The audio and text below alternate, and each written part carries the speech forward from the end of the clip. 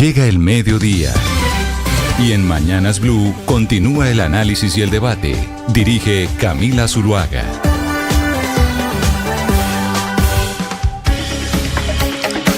Son las 12 del día, 16 minutos, y les damos nuevamente la bienvenida a quienes estaban en sus noticias locales en Medellín, en Cali, en Barranquilla, en Bucaramanga. Gracias por seguir conectados con nosotros a la edición central de Mañanas Blue. La noticia más importante del día tiene que ver con el anuncio que hizo la Fiscalía General de la Nación, que lleva a juicio al expresidente Álvaro Uribe Vélez por el caso de manipulación y soborno de testigos. Y esto en un proceso que tenía precisamente por cuenta de un debate que hizo el senador Iván Cepeda. Andrés Carmona, en el Congreso de la República. ¿Hace cuánto fue ese debate que hizo en el Congreso de la República el senador Cepeda, cuando también era senador Álvaro Uribe, y sale el presidente al Palacio de Justicia a decir: voy a demandar al senador Cepeda? Y ahí es donde empieza esta historia, en donde queda el expresidente de acusador a acusado.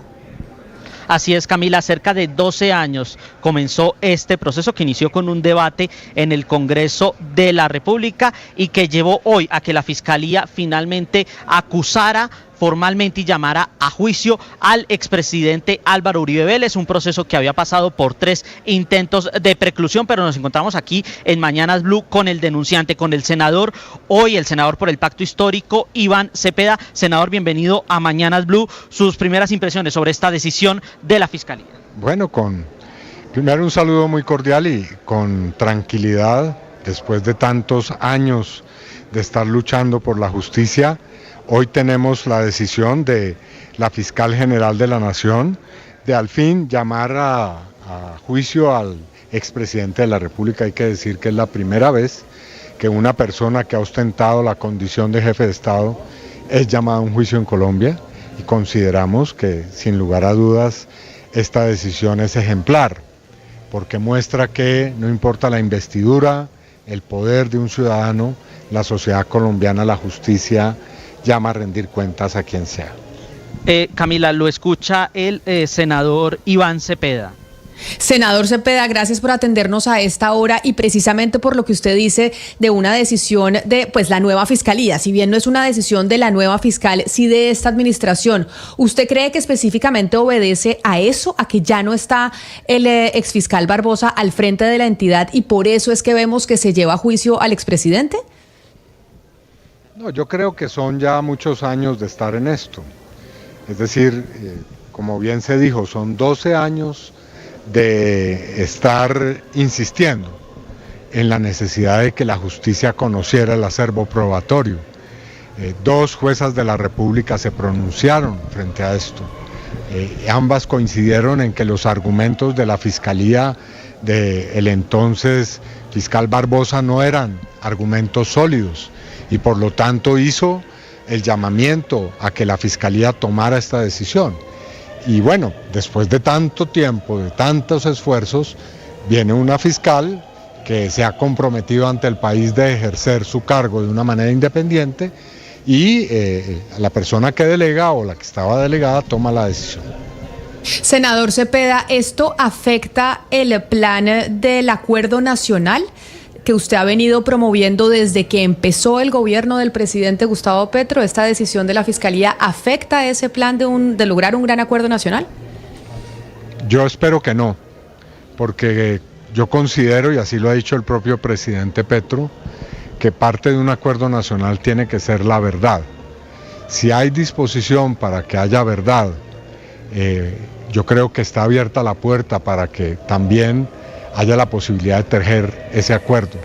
Y en mi condición, ya no de víctima en este proceso, sino de dirigente político, yo sigo en la línea de que hay que buscar ese acuerdo nacional con todos los actores políticos, y eso incluye, por supuesto, el sector político que dirige el expresidente Álvaro Uribe. Claro, pero usted comprenderá que luego de este llamado a juicio, hacer un acuerdo que incluya al sector político, al centro democrático, pues es tal vez muy complicado. Esto cuando usted dice que usted está abierto a hacer un acuerdo con ellos, ¿implicaría de pronto algún impacto, algún efecto en este proceso judicial que no lleve hasta las últimas consecuencias la situación del expresidente Uribe?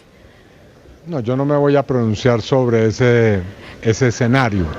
Lo que sí quiero subrayar es que en mi condición, repito, como víctima y como líder político, creo que es necesaria la verdad como base de la reconciliación. Y creo que eso es posible construirlo en Colombia.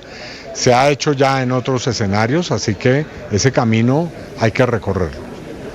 Senador Cepeda, ¿usted cree que a partir de ahora, o usted sabe si a partir de ahora en la investigación se podrían considerar nuevos elementos o se podrían tomar elementos que fueron desechados en el pasado por la Fiscalía?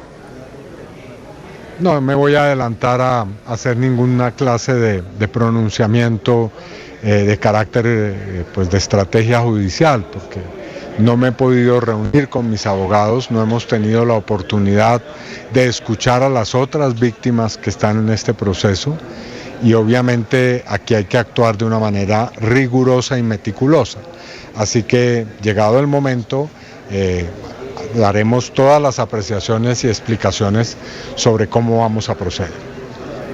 Senador Cepeda, usted, como bien lo ha dicho en esta entrevista, son muchos años de este proceso, pero sobre todo muchos años de un enfrentamiento político muy duro entre usted y el expresidente Álvaro Uribe. De hecho, todo este proceso empieza cuando usted hace un debate muy importante y muy esperado en el Congreso de la República sobre la relación del expresidente con el paramilitarismo. Usted incluso publica un libro sobre el tema.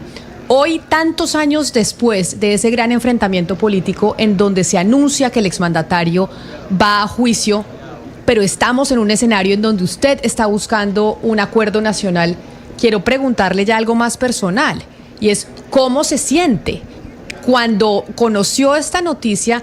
¿Qué fue lo primero que sintió y pensó?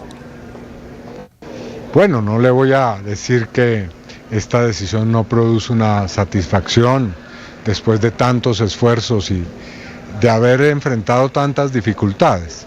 Pero al mismo tiempo quiero decir que no albergo ninguna clase de odios personales ni de animadversión personal. Y quiero que esto quede muy claro. Aquí no se trata de un enfrentamiento entre dos personas. Aquí hay algo que es superior, repito, y eso es la verdad, para que logremos llegar en este país, al fin de cuentas, a la reconciliación. Pero en esa reconciliación... Andrés, ¿usted quiere preguntarle? Pregúntele y yo le hago después mi pregunta, ni más faltaba, adelante.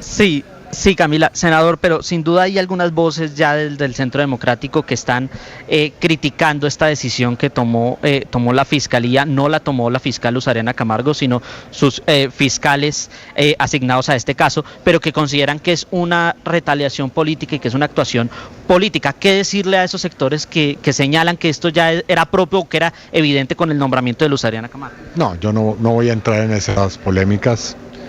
Respeto lo que tengan que decir pues las personas cercanas políticamente al expresidente Uribe. No esperaría otro tipo de reacción, pero yo creo que la fiscal merece todo el respeto. Es una persona proba, es una persona que ha mostrado en contextos muy disímiles su capacidad de actuar de manera independiente. Y yo creo que las decisiones judiciales tienen una instancia para ser controvertidas, que son los tribunales. En el mundo político, pues por supuesto, se pueden utilizar los micrófonos, las cámaras, todo eso está muy bien, pero no es allí donde se deciden las cosas. Y como en el mundo político, esas voces de las que habla mi compañero Andrés Carmona, senador Cepeda, hay quienes plantean un escenario que generaría pues gran indignación, y eso es lo que yo le quiero preguntar a usted. Si en el juicio al que ya va a ir el expresidente Álvaro Uribe se toma la decisión de una medida de aseguramiento o una restricción de la libertad del exmandatario, ¿cómo quedaría el país y ese país político y esa intención del acuerdo nacional? Y por eso le digo, este es el discurso que utilizan aquellos que respaldan al exmandatario, viendo a miembros del exsecretariado de las FARC en el Congreso de la República, mientras el expresidente Álvaro Uribe está privado de su libertad. Le digo, no es que yo quiera plantear ese dilema, pero sí es lo que se ha dicho constantemente por parte de quienes respaldan políticamente al exmandatario. Pues en lo que a mí respecta, no es ese mi ánimo. Yo he dicho que lo que nosotros perseguimos es la verdad y esperamos que es en ese terreno que se diriman las cosas. tal vez ha llegado el momento de considerar todos los escenarios, de discutir cómo se podría llegar a establecer la verdad incluso al más alto nivel en el país, para que podamos, repito, habilitar ese camino del entendimiento, de la concertación y del acuerdo nacional. Pero ¿usted cree que el expresidente Álvaro Uribe, senador Cepeda, en estos años de conocer tanto a ese contendor político que ha tenido usted, se estaría dispuesto ahora en esta situación judicial de decir, en el marco del acuerdo nacional, entonces voy a colaborar con la verdad? Porque usted, lo que yo interpreto de sus palabras, usted no tiene la intención de que el expresidente se vaya preso. Usted dice, lo que tenemos que lograr es que se conozca cuál es la historia de Colombia y qué fue lo que pasó. ¿Usted cree que, pues, con este nuevo gobierno, con esta situación actual, el expresidente Uribe estaría dispuesto a eso? Creo que hay que preguntárselo a él y ojalá sea ese el ánimo. Una de las primeras cosas que hizo el presidente Petro al ser elegido fue precisamente sentarse a hablar con el expresidente Uribe. Y creo que eso marca un hito que es importante tener en cuenta hoy. Senador Cepeda, llevada a juicio del expresidente Uribe es por soborno de testigos y fraude procesal, pero cuando usted menciona que lo importante aquí es encontrar la verdad, yo quiero que nos confirme si la verdad que usted busca es la verdad de que el expresidente reconozca y sea condenado por esto, fraude procesal y soborno de testigos, o si nos remontamos a ese famoso debate que usted le hizo en 2014 en el que inició todo, cuando usted dijo que había testimonios en los cuales en la hacienda Guacharacas, que perteneció a la familia Uribe Vélez, ahí fue el lugar de creación del bloque metro de las autodefensas, y eso fue lo que originó que el expresidente saliera a demandarlo, a denunciarlo usted. ¿Cuál de las verdades es la que usted está buscando? La verdad integral. Nosotros necesitamos saber qué pasó en el país. Las víctimas, hoy que es el día en el que les rendimos homenaje a ellas, merecen conocer la verdad. Así que espero que esa verdad se conozca. Ahora, se puede conocer mediante procedimientos que estén incluidos, como lo ha dicho el presidente, en un pacto nacional. Pero hacia eso tenemos que avanzar, tenemos que proceder de una manera madura, serena como sociedad, para asumir de una vez este inmenso desafío. Senador Cepeda, sin embargo, en la justicia ordinaria, que es a la que el presidente Álvaro Uribe pues va a tener que enfrentar en este juicio que ya ha anunciado la Fiscalía General de la Nación, pues la verdad no es una pena, es la restricción de la libertad. Esto que usted dice de conocer la verdad es típico de la justicia transicional. Entonces, ¿cómo establecer ese vínculo que usted plantea entre la justicia ordinaria y la justicia transicional? Porque en la ordinaria, que es en la que está el proceso por manipulación de testigos y soborno de testigos del expresidente Álvaro Uribe, tiene como pena privar la libertad, no que se cuente la verdad para resarcir el daño. ¿Cómo se plantea esa unión entre las dos justicias? Pues ya hay experiencias en Colombia. Nosotros hemos ya recorrido un camino importante en materia de justicia restaurativa o de justicia transicional. Creo que esa justicia debe hoy abarcar muchos más ámbitos y actores. Incluso es un debate que está planteado, que han planteado distintos actores políticos y judiciales, y creo que sobre esa base ha llegado tal vez el momento de abrir ese debate de la mejor forma, repito, con serenidad, con responsabilidad, para que de una parte las víctimas, pero también el país gane en materia de democracia, de reconciliación y sobre todo. Claro, pero senador, en la JEP, cuando se firmó el acuerdo de paz con las FARC, en esa justicia transicional quedó establecido, entre otras cosas por el debate que hubo sobre el tema del expresidente Álvaro Uribe, que los presidentes no iban a la JEP y no eran sujetos de esa justicia transicional que busca la verdad, como usted plantea, que no quiere que el presidente vaya a la cárcel, pero eso es justicia ordinaria, pero en la JEP sería la verdad.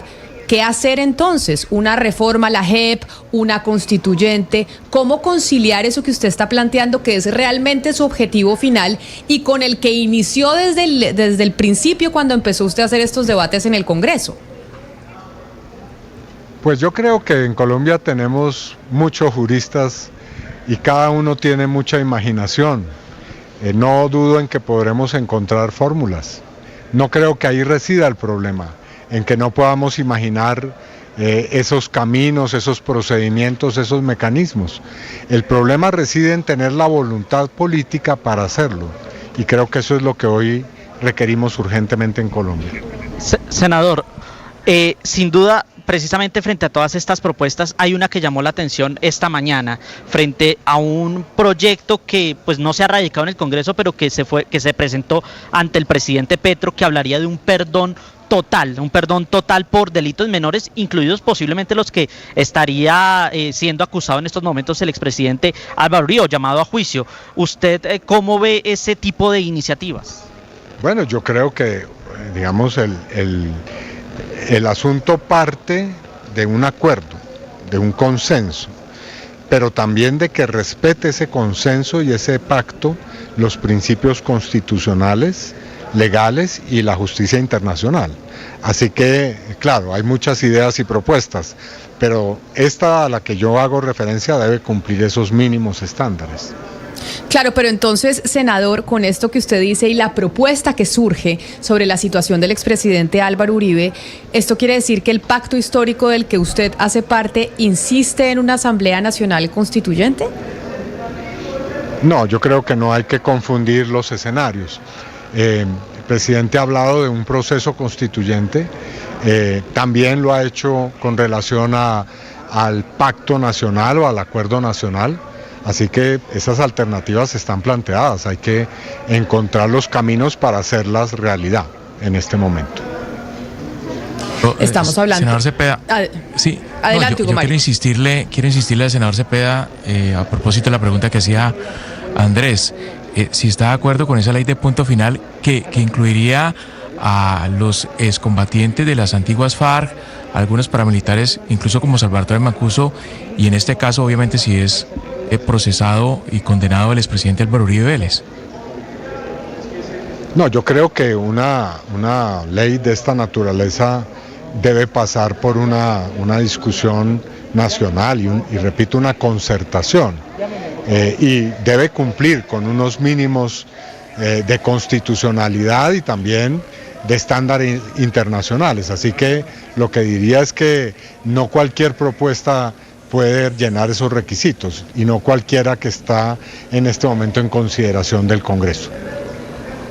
Senador Cepeda, volvamos al origen de todo este caso y la verdad de la cual usted está hablando. ¿Usted considera que esta investigación puede más adelante abrirse un abanico más grande, no solamente por fraude procesal y soborno de testigos, sino abrirse un abanico más grande y encontrar esa otra verdad más grande? ¿Usted cree que a través de este proceso puede ser la forma de hacerlo por la justicia regular, ya que por la JEP no parece posible que se pueda procesar al presidente Uribe?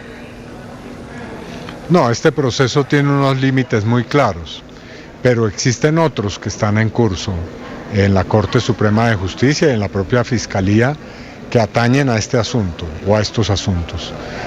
Pero bueno, ese es otro escenario sobre el cual no puedo pronunciarme porque bueno, no es el momento ni es el caso.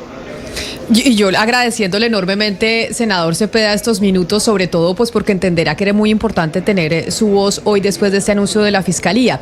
Pero Colombia hoy ve al presidente Gustavo Petro en Venezuela reuniéndose con Nicolás Maduro a puertas de una nueva reelección y en una situación política que el mundo entero ha declarado como autoritaria. Y ve al expresidente Uribe llamado a juicio por parte de la Fiscalía. ¿Esto no ahonda la división política en la que estamos sumidos en Colombia ya desde hace muchos años? No, yo creo que son dos escenarios muy distintos. En primer lugar, creo que nuestra Cancillería ha hecho una muy clara afirmación y declaración sobre lo que está ocurriendo en el vecino país. Creo que el diálogo que van a sostener ambos presidentes va en la dirección de buscar que haya una salida democrática, por supuesto, y creo que la situación del expresidente Uribe es otra, la de un proceso que tiene, como lo hemos visto aquí, una década o más de una década y que hoy tiene un desarrollo en justicia, no en el terreno político e ideológico, así que creo que hay que mantener la distancia entre ambas cosas. Senador Cepeda, le pregunto como venezolano, ¿le preocupa la inhabilitación de María Corina Machado y tal vez que las reglas del juego en las elecciones en el país vecino no se estén cumpliendo? Lo que yo diría sobre ese particular es que nuestra Cancillería ya expresó una posición la cual yo respaldo. Hay que buscar a toda costa que se respeten los procedimientos democráticos y que lo que había como un proceso de acuerdo entre la oposición y el gobierno de Venezuela se pueda llevar a un feliz término, lo que significa precisamente respetar los derechos tanto de la oposición como la posibilidad también de una elección que tenga todas las garantías. Claro, pero senador, lo que pasa es que ayer quedó la sensación de que Colombia va a ser observador de esas elecciones, veedor de esas elecciones después de la reunión de los dos cancilleres. Entonces, obviamente entiendo la pregunta de mi compañero Gonzalo Lázari como venezolano. Por eso la pregunta. Sí, yo creo que ahí hay que esperar un poco cuál será el resultado de la reunión que van a sostener los dos presidentes para ver ese escenario cómo va a quedar precisamente delineado. Yo espero que de la mejor forma y que en eso gane, repito, la democracia y la posibilidad de que Venezuela tenga pues unas condiciones óptimas en materia del sistema político para resolver los conflictos que hay que respetar y que también se están dando en ese país bajo su soberanía. Pues es el senador Iván Cepeda, quien sin duda hoy es el protagonista de esta noticia que nos da la Fiscalía General de la Nación. Senador Cepeda, mil gracias por aceptar esta entrevista, además de pie al lado de nuestro compañero Andrés Carmona en el Congreso de la República. Un saludo muy especial. Sí, me tienen allá pues en el recinto, las víctimas ya están hablando, así que por favor les agradezco mucho esta entrevista y voy a escuchar a las víctimas, muy amables.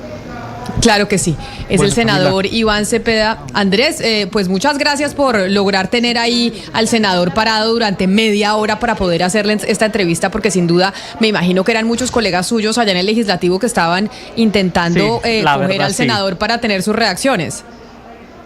La verdad sí, Camila, varios colegas incluso ya, si me permite, me estaban como diciendo, coloquialmente me estaban haciendo el feo, pero pues era importante que aquí en Blue Radio tuviéramos esa reacción tan importante del senador Cepeda por ser una de las partes involucradas en lo que es este hecho histórico. Por primera vez un expresidente de la República será sometido a juicio por parte luego de la acusación de la Fiscalía. Camila.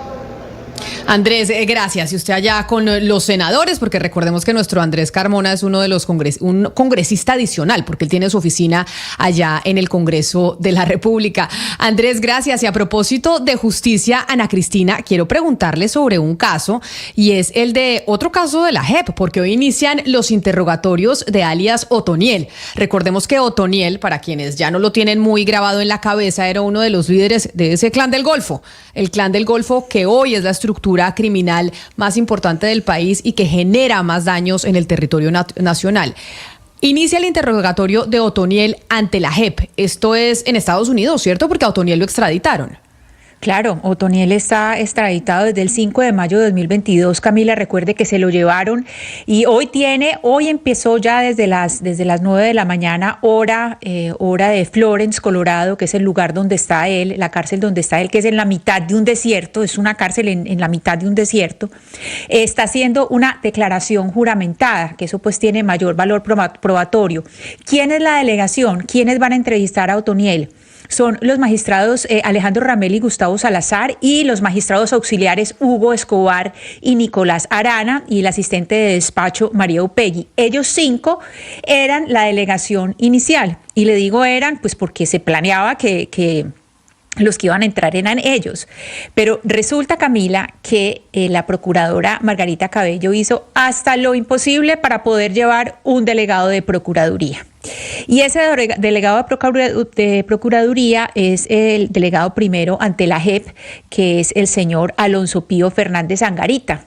Recordemos que este señor, y no alcanzó a llegar hoy, o sea, no le alcanzaron a arreglar los papeles para llegar hoy, o sea, el primer día de audiencia se lo va a perder. Son 3 días, cada día, hoy, mañana y pasado mañana, son audiencias de 6 horas. El señor, como le digo, el señor Alonso Pío Fernández no alcanzó a llegar hoy, va a llegar hoy en la noche.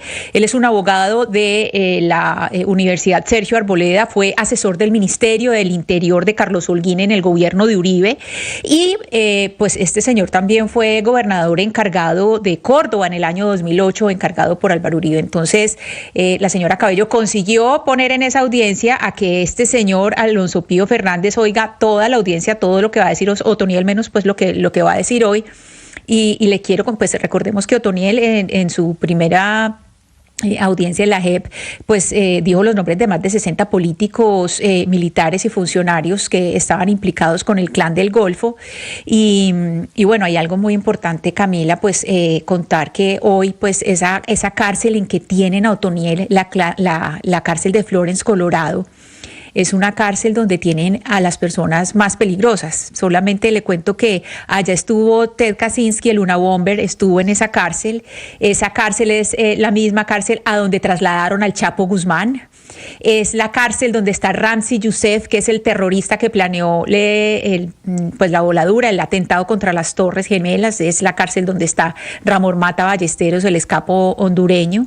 Y pues la entrada es supremamente difícil. La JEP no va a poder entrar cámaras, pudieron entrar solamente grabadoras, inclusive tuvieron que sacar un permiso especial para las pilas de las grabadoras porque es un lugar donde 23 horas al día los presos están fuera de la luz del día, no tienen ni siquiera ventana ni nada. Tengo una pregunta, Ana Cristina, ¿por qué Otoniel en la JEP? ¿Y por qué le hago esa pregunta?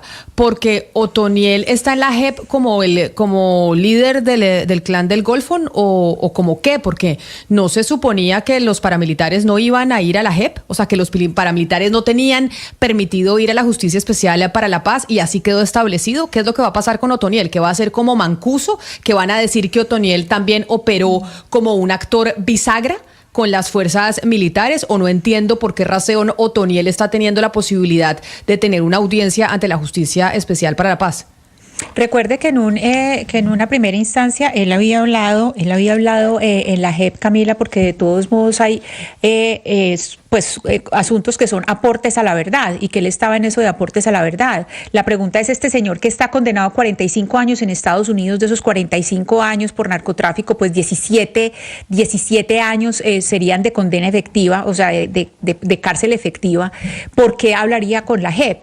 Y el asunto es el siguiente, en esa primera vez que él habló y que no se le considera bisagra, no se le tiene como bisagra, sino que en este momento lo tienen es como una declaración, juramentada de aporte a la verdad y que él lo quiere, pues, y que lo hace voluntariamente, es precisamente porque la voz de él, su papel que tuvo es transversal a algunos de los casos de la JEP. Entonces, en este momento, pues el tipo no tiene nada que perder, pues porque Otoniel, de todos, el tipo ya tiene esa condena y como le digo, son mínimo 17 años, mínimo, si hubiera rebaja, porque la condena es de 45, pero precisamente le están tomando eso porque hay una cantidad de implicados de las personas que están dentro de los casos de la JEP que él mencionó antes de que se lo llevaran, y que esa fue una de las grandes pues críticas cuando extraditaron a Otoniel. Es decir, que estas declaraciones de Otoniel y esta asistencia a la JEP no le da beneficios, es simplemente a modo voluntario para contribuir con la verdad, porque jurídicamente no puede Otoniel estar en la JEP, ni tener beneficios de la JEP. Uno, pues porque todos los crímenes que él cometió fueron, o por los que estaría hablando, son crímenes después del 2005, ¿no? Que fue cuando él estuvo presente. Entonces, como por eso era que le preguntaba que en condición de qué estaba el señor Otoniel en esta audiencia ante la Justicia Especial para la Paz. No, porque, usted me dice como voluntario. No, porque acuérdese Camila, que hay una cosa, y es que Otoniel perteneció a otras organizaciones armadas antes del Clan del Golfo. Entonces, por ejemplo, antes de ser la cabeza del Clan del Golfo, acuérdese que él también hizo parte de otros grupos ilegales. Entonces, él tiene, cuando habló, por ejemplo, de la gobernación de Antioquia, habló de una cantidad de personas con nombre propio, habló de Luis Pérez Gutiérrez, exgobernador y exgobernador de Antioquia, exalcalde de Medellín, habló de Álvaro Uribe Vélez, de Mario Montoya, de Miguel Ángel Pinto. Entonces hay una cantidad de personajes ahí que son necesarios para pues conseguir esto que es la verdad. A tener la verdad, y por eso es que en ese sentido hubo tanta presión a última hora para que el procurador, el delegado primero ante la jefe de la Procuraduría, el señor Alonso Pío Fernández Angarita, fuera allá. Hay que aclarar que no todas las audiencias ni todas las declaraciones juramentadas de la JEP necesariamente tienen que tener a Procuraduría, hay algunas que no lo han tenido, pero entonces se hizo todo lo posible, y tanto es así que se hizo a última hora, pues que el señor no alcanzó a llegar el primer día, el señor va a llegar hoy en la noche, no alcanzó a llegar este primer día, pero claro, es por eso, porque claro, mira qué va a decir él.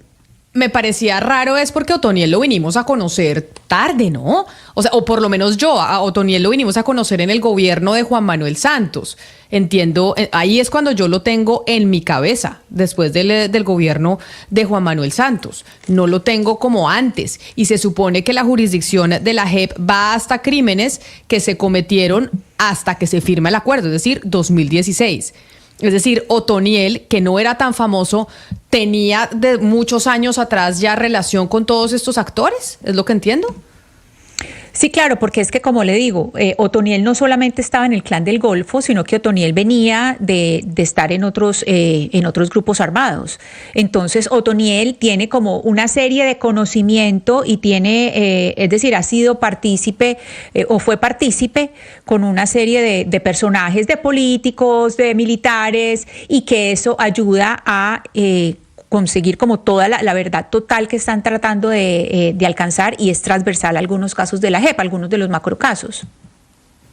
Pues es noticia importante hoy el tema de la JEP y Otoniel en ella, pero también es importante, y yo sé que hemos estado hablando mucho de orden público y no hemos parado, pero tenemos que hablar también de la reforma a la salud caída, de lo que está pasando con el sistema y del anuncio que hizo ayer el ministro Guillermo Alfonso Jaramillo, que ellos iban a firmar un decreto que ya tenía la autorización del Ministerio de Hacienda para girarle directamente a las clínicas y hospitales, es decir, a las IPS. Y por esa razón, esa que era uno de los objetivos principales de la reforma a la salud, que se cayó en el Congreso de la República, en la Comisión Séptima, es que creo que es fundamental saludar al doctor Juan Carlos Giraldo, director de la Asociación Colombiana de Hospitales y Clínicas en el país. Doctor Giraldo, desde hace días lo estábamos buscando, así que yo le agradezco enormemente que haya aceptado esta comunicación a mediodía. Camila, muchas gracias. Un cordial saludo para usted y para todas ahí en la mesa de trabajo. Sí, estoy sobreviviendo, entonces aquí otra vez estoy al pie de esta Cámara con ustedes.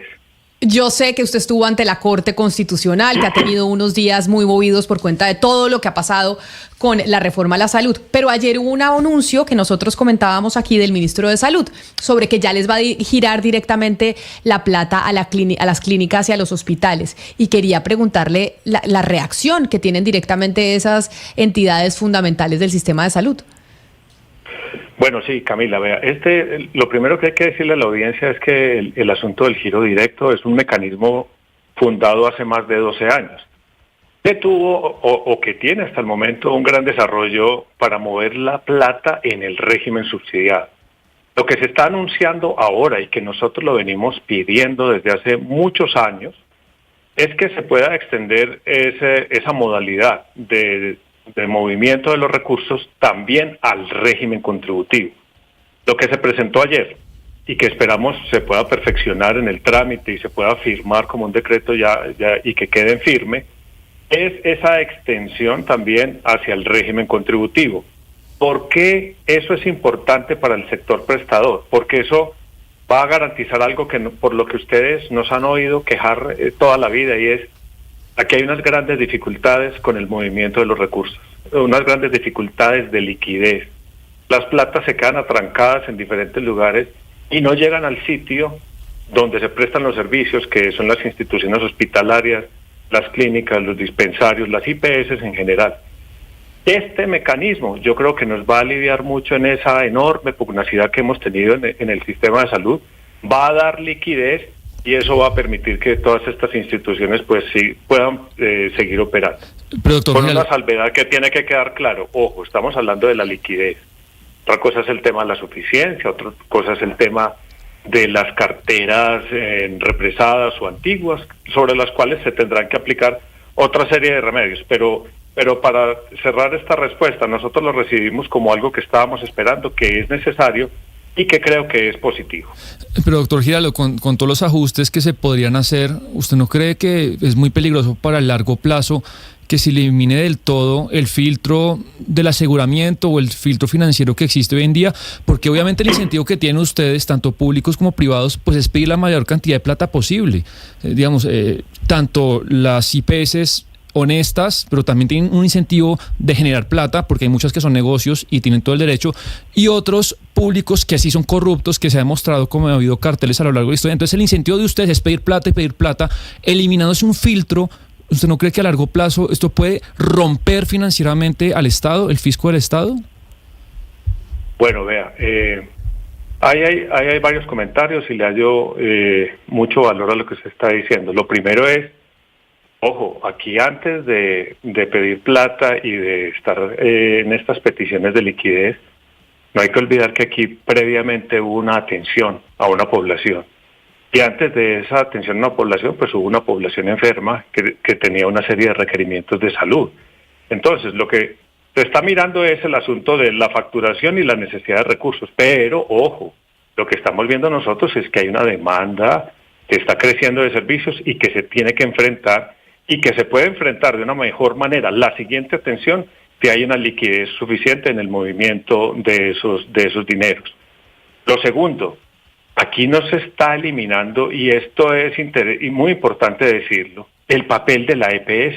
Ojo, aquí la EPS tiene que seguir haciendo, antes de la postulación al giro directo, tiene que hacer sus labores de verificación, de auditoría, de visaje, cada una de esas cuentas que se presentan después de las atenciones, para que cuando puedan ser efectivamente erradicadas y estén perfectas frente a las observaciones que ellos hacen, y dentro de esas observaciones está todo el tema, por ejemplo, de la pertinencia. Nos preguntan o nos aceptan si fue o no pertinente hacer esas intervenciones, si era excesivo o no, si era adecuado, si estaba atado a los términos contractuales. Ahí sí es que se da la autorización para ese giro directo que después efectuará la ARES. Entonces, es muy buena la pregunta, pero no hay que olvidar que aquí, a diferencia de lo que en algunos momentos se habló al respecto de la reforma, este acto administrativo sigue aún dando un mecanismo que ya existe y que respeta el papel de la EPS, que en alguna medida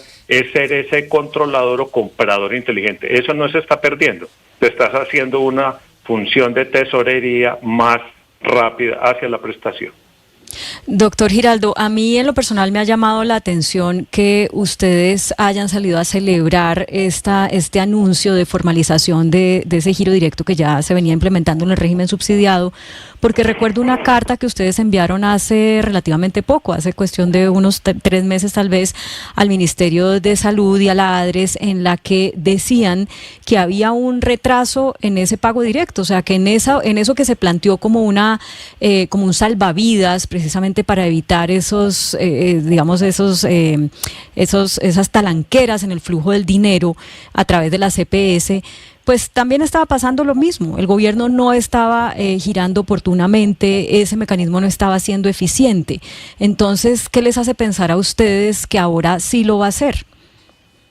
Bueno, Claudia, muchas gracias.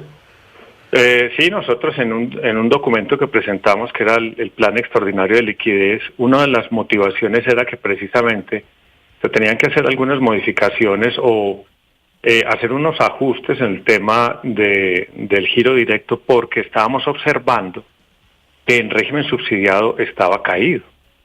¿Y caído por qué? Porque debería ser del 80% y hemos visto en los recientes tiempos unas disminuciones de esos porcentajes. Ayer inclusive se presentó la cifra por el Ministerio y estaba en el 67%.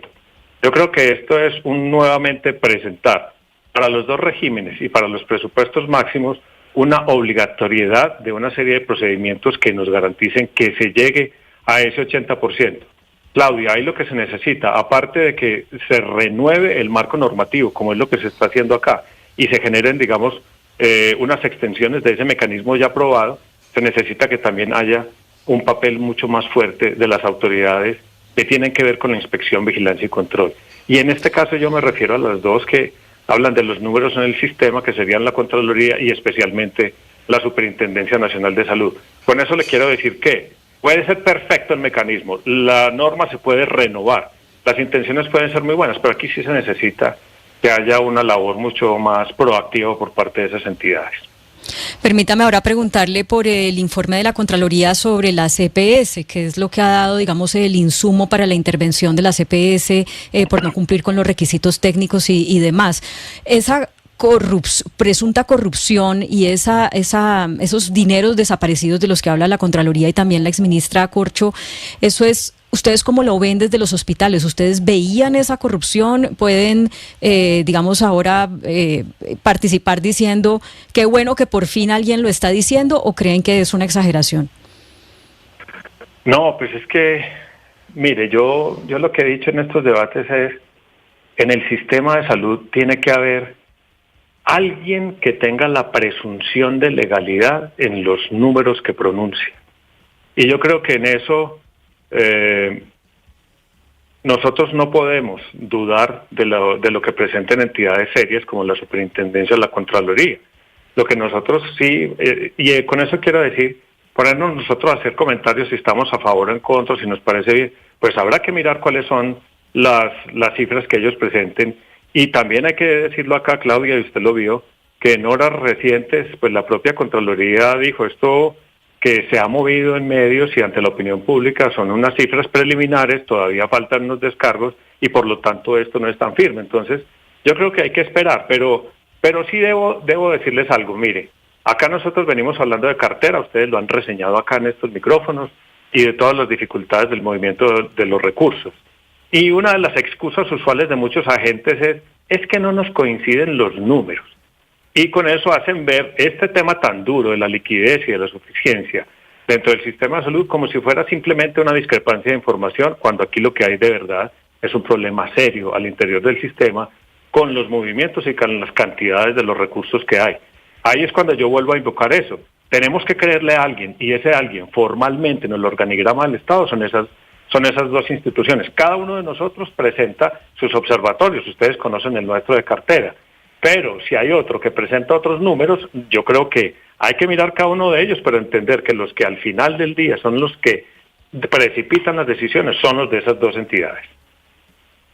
Pues doctor Giraldo, era importantísimo escuchar su voz y saber exactamente cuál era la reacción a esas declaraciones del ministro ayer y qué parte de tranquilidad le podemos dar a los ciudadanos, a los colombianos que son los que están atemorizados con que pues el sistema de salud entre en crisis por esta situación política que estamos viviendo. Mil gracias por haber estado hoy con nosotros aquí en Blue Radio. Sí, señor. No, solo decirle y en el sentido de lo que usted dice, Camila. Mire, nosotros desde acá, desde el gremio hospitalario, sí queremos dar un parte a toda la población, y no como todo el mundo dice, un parte de tranquilidad, no, un parte a la población de reiterar nuestra responsabilidad en la atención para ellos.